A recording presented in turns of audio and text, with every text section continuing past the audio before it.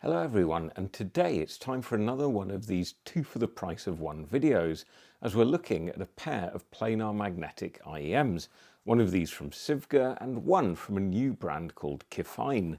Sivga makes some really nice over-ear headphones, and I've reviewed several sets of their cans. They're all well made and sound great, and they do represent great value for money in my opinion. So today we have the Sivga Nightingale, which is around £225, $250, and it's a definite mid-tier IEM. And we have the cheaper Kefine klanar, I think klanar because it rhymes with planar, at £120. They both employ the same 14.5mm planar magnetic driver. It's the same one, I think, which was used in the Hidit's MP145, which we looked at recently. So let's start with the Kefine klanar then. This one, for £120, as you might expect, the experience is no frills in terms of accessories.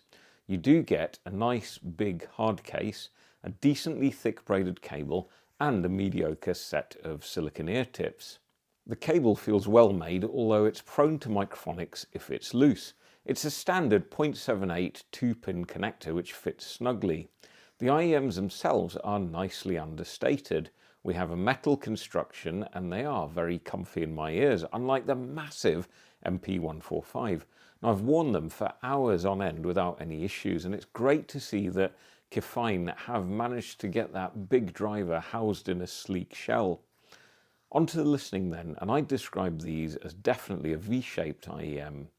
It's a tuning I quite like, so we do get a bit of bass emphasis, although it's not overdone, and the bass retains both speed and texture. You get some sub-bass rumble, although it's not the most pronounced you can get, and the mid-bass hits reasonably hard and fast, making percussion-heavy electronic tracks sound satisfying. One of my favourite bass test tracks is Aura by Bicep, as you might know, and the klanar delivered a nice clean bass presentation with plenty of propulsive energy. The mids are slightly recessed, but otherwise sound natural, with good separation between the layers of mids.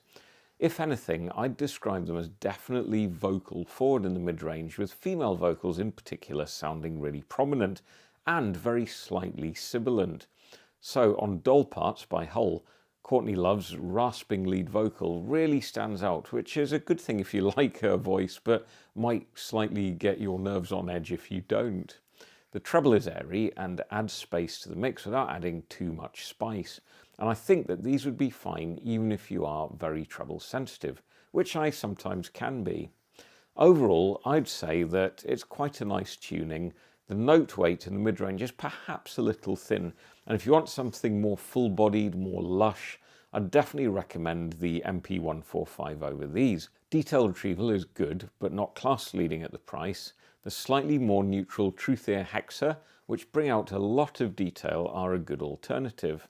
The soundstage of the klanar is decent. It's wide, but not particularly deep, with really good imaging, and overall for £120 I think they compete very well.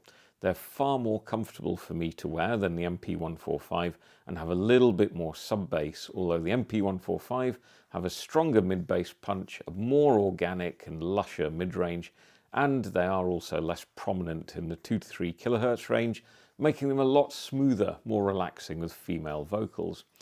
Overall though, I have to say I really like the Kefine klanar, and for a first product from a new company, I think they've knocked it out of the park. So now let's turn to the more expensive Sivga Nightingale, which come in at around £100 more here in the UK, £225.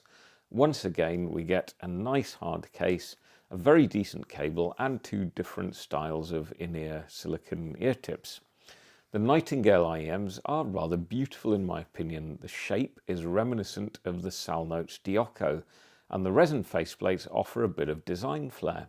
Once again, they are not too big and are certainly comfortable to wear for extended periods, being pretty nice and light. Interestingly though, I didn't find them quite as comfortable or as easy to insert as the Kefine klanar, but this will of course depend on the anatomy of your individual ears. So I was really excited to hear what Sivga has done with their first planar IEMs, particularly as I've generally enjoyed their tuning on the full-size cans. So I eagerly plugged them in, fired up some test tracks, and was immediately confused. These are definitely mid-focused, particularly vocal-focused IEMs, but with a very weak bass with pretty dramatic sub-bass roll-off. The treble is also a lot smoother than the klanar, but there is a peak above 6 kHz, which does help add some air and clarity. There is a reason that most manufacturers don't choose to go down this particular sonic path. Basically, these do not suit all music genre very well, so let's start with what they're good at. Definitely acoustic and also some classical music. So for example, Kristen Hirsch's acoustic albums, including the new one, Clear Pond Road, sound particularly great on the Nightingales. Her voice, along with the accompanying acoustic instruments, sounds rich, detailed, layered and nuanced, and the mid-range timbre is very organic. Similarly, classical chamber music sounds beautifully natural, with excellent instrument separation and really good imaging, which all builds up into a pretty realistic sonic image. However, when it's time to hit the dance floor with something like Justice's Woman album, the deficiency in the bass becomes really apparent. For any electronic or pop music which relies on a hefty dose of bass, or even rock music which is propelled by the beat on the kick drum and the thrumming of a powerful bass guitar, the Nightingale, I'm afraid to say, sound really anemic, and the somewhat polite treble does also suck a bit of energy from this kind of music. Now remember, these are £225, and at that price I would like a pair of IEMs which can reproduce performance across a range of different genres.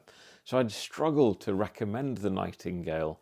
It's remarkable to me that Sivga went for such a bold tuning choice when they could have played it safe, a little bit like Kefine did with the klanar. So overall, if given the choice between the two, I would definitely go for the cheaper Kefine klanar.